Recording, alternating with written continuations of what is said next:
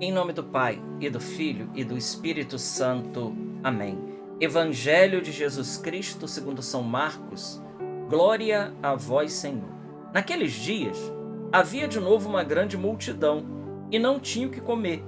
Jesus chamou os discípulos e disse: Tenho compaixão dessa multidão, porque já faz 3 dias que está comigo, e não tem nada para comer. Se eu os mandar para casa sem comer, vão desmaiar pelo caminho, porque muitos deles vieram de longe. Os discípulos disseram: Como poderia alguém saciá-los de pão aqui nesse deserto? Jesus perguntou-lhes: Quantos pães tendes? Eles responderam: 7. Jesus mandou que a multidão se sentasse no chão. Depois pegou os 7 pães e deu graças, partiu-os e ia dando a seus discípulos para que os distribuísse, e eles os distribuíam ao povo. Tinham também alguns peixinhos. Depois de pronunciar a bênção sobre eles, mandou que os distribuísse também. Comeram e ficaram satisfeitos, e recolheram 7 cestos com os pedaços que sobraram. Eram 4.000 mais ou menos. Jesus os despediu. Subindo logo na barca com seus discípulos, Jesus foi para a região da Dalmanuta.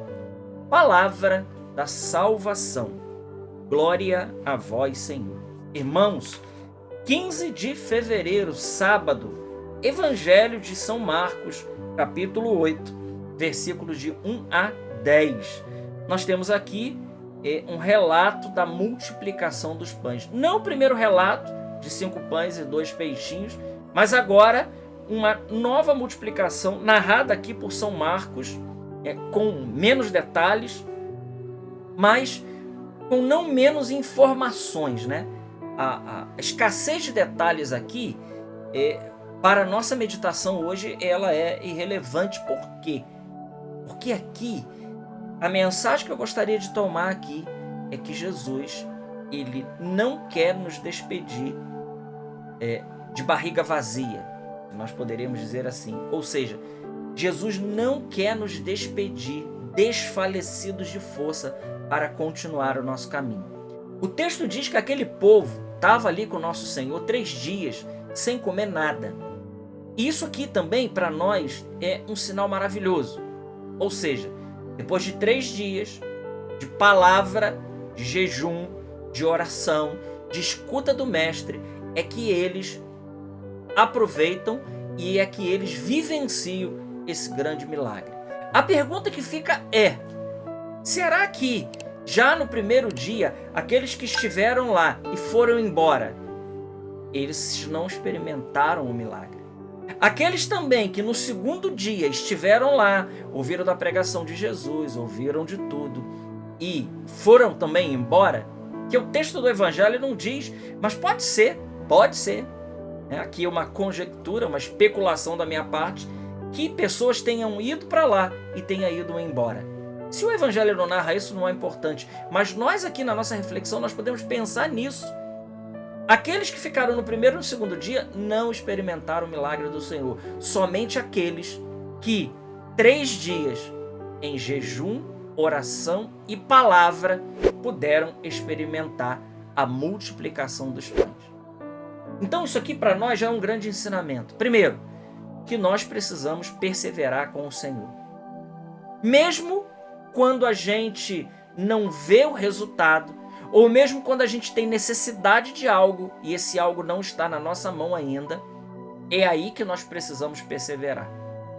Quantas vezes nós estamos necessitando de algo, estamos com o Senhor, estamos caminhando com o Senhor, estamos ouvindo o Senhor, estamos numa vida de oração e nada acontece. Jesus, ele quer esperar o 3º dia, ou seja, ele quer esperar que nós perseveremos com ele para aí ele realizar o milagre. Esse é um primeiro grande ensinamento que eu tomei para mim desse evangelho, que é preciso esperar. O tempo de Deus, ele não é o nosso tempo. Não é, irmãos. O tempo de Deus não é o meu. O tempo de Deus não é o seu tempo. As coisas acontecem quando Jesus diz: agora é a hora. Agora é o momento.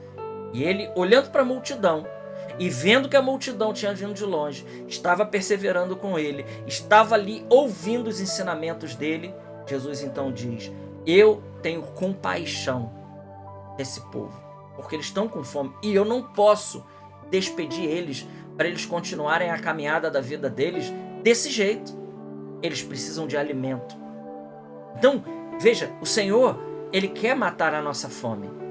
Mas muito mais, irmãos, muito mais do que matar a fome biológica, e que isso é importante, muito mais do que matar a fome biológica, Jesus, Ele quer matar a nossa fome e sede de eternidade. E só Ele pode realizar isso. Só Ele pode realizar essa façanha na nossa vida de saciar. Santo Agostinho diz algo muito bonito. Ele diz: Senhor, nosso coração está inquieto. E ele só vai encontrar descanso quando ele estiver em Ti. É uma realidade. Nosso coração está inquieto. Dê tudo que o homem precisa. E ele continua insatisfeito, né? Diferente dos animais, se a gente der tudo que os animais precisam, eles estão felizes, né, na sua natureza. Mas nós, dê tudo que o homem quer aqui nessa terra e ele continuará procurando algo. É como se está faltando algo, ele é insaciável, ele quer mais. É assim conosco, a gente não é algo difícil da gente entender, porque nós vemos isso acontecer todos os dias. Quando a gente trabalha para conseguir algo e consegue aquele algo, né, um tempo depois a gente já enjoa daquilo. Aquilo já não encanta mais. Parece que aquilo que era algo que a gente buscava tanto e chegou lá, agora não tem o menor sentido. A gente já quer outra coisa já está tocando o nosso coração, porque o nosso coração, ele tem sede do céu, ele tem sede de Deus. E Santo Agostinho tem muita razão ao dizer que o nosso coração está inquieto e ele só encontra descanso, só encontra paz quando ele está no Senhor. Que realidade! É realidade isso. Só quando está no Senhor nós encontramos descanso, irmãos. É isso. Então veja, aqui Jesus, ele quer matar a nossa fome espiritual. E ele sabe que pelo caminho, ao longo do caminho, nós vamos precisar muitas vezes nos alimentar dele. E como nós nos alimentamos de Jesus? Aqui é bonito, né? Jesus mata a fome, né? A fome deles. Primeiro, Jesus sacia eles com a palavra. Eles estavam 3 dias ouvindo a palavra. Então, a gente poderia aqui transportar isso para a liturgia da missa, né? Primeiro, nós ouvimos a palavra. Primeira leitura, Salmo. Segunda leitura, né, Evangelho. Primeiro, nós gastamos um bom tempo ouvindo a palavra. E depois, na mesa da Eucaristia, Jesus está ali para, de fato, não mandar a gente para casa com fome. Não, mas a Eucaristia que nós recebemos no domingo, e aqueles que podem receber todos os dias, melhor ainda, mas aquela Eucaristia que a gente recebe no domingo, ela é o sustento para a semana, para que a gente aguente a semana, para que nós não desfaleçamos no meio da semana, no meio do caminho. E claro, volto a dizer, aqueles que podem receber mais vezes, melhor ainda, porque Jesus, ele vem e ele mata a nossa fome. Cada vez que nós recebemos o Senhor, nós vamos nos modificando e vamos nos tornando Ele. Nós vamos nos tornando Ele. Diferente, né? Os santos da igreja dizem isso, né? Diferente do que nós fazemos com os alimentos, que nós transformamos o alimento em nós. Quando nós recebemos Jesus, é Ele que nos transforma nele. Acontece um processo totalmente ao contrário do que nós fazemos com o alimento, quando nós comemos os alimentos. Aquele alimento que nós comemos se torna parte de nós.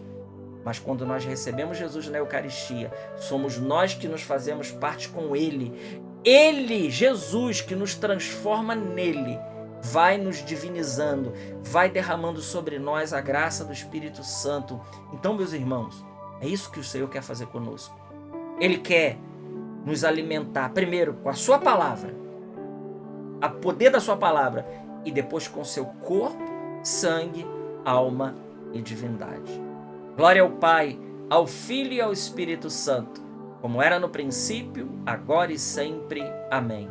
Salve Maria Imaculada.